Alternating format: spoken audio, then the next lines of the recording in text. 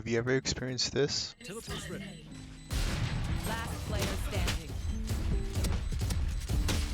Oh my No way. god. It can be very frustrating to lose a round when you have numbers advantage, as it really ruins mental when there's only one guy and he somehow deletes both of you. It's okay though, you'll never have to worry about losing a 2v1 again with these 3 methods. Now each method is situational and you can't use them all the time, but if you know exactly where the last person is and where he's coming from, you'll never lose a 2v1 again.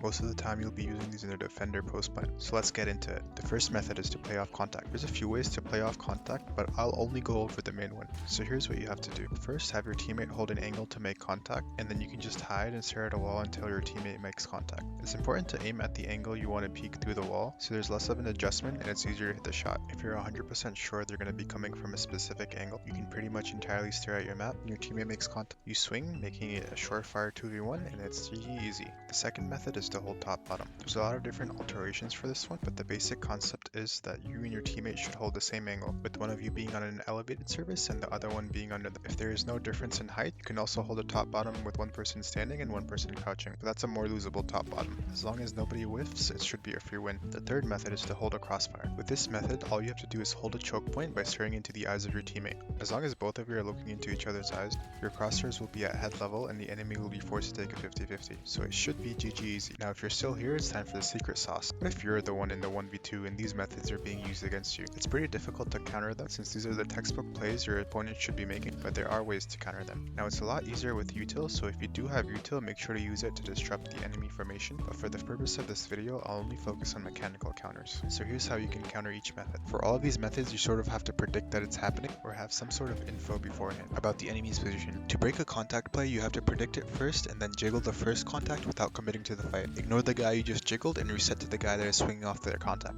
To win against the top bottom, you can jiggle for info and to throw off crosshair placement, and then re-peek with the intention of killing one and going back into cover, and then peeking again for the other one. Countering a crossfire is similar to countering a top bottom. You need the info beforehand, and then you have to jiggle peek one guy, reset, and then take the 1v1 with the other guy. These 3 methods are easier to counter when you have utility, but if it comes down to purely a gunfight with no util, there's a close to 0% chance you'll ever lose a 2v1 again. Hope you enjoyed the video and learned something new. Make sure to subscribe for more content and let me know what other content you would like to see. Thanks for watching, goodbye.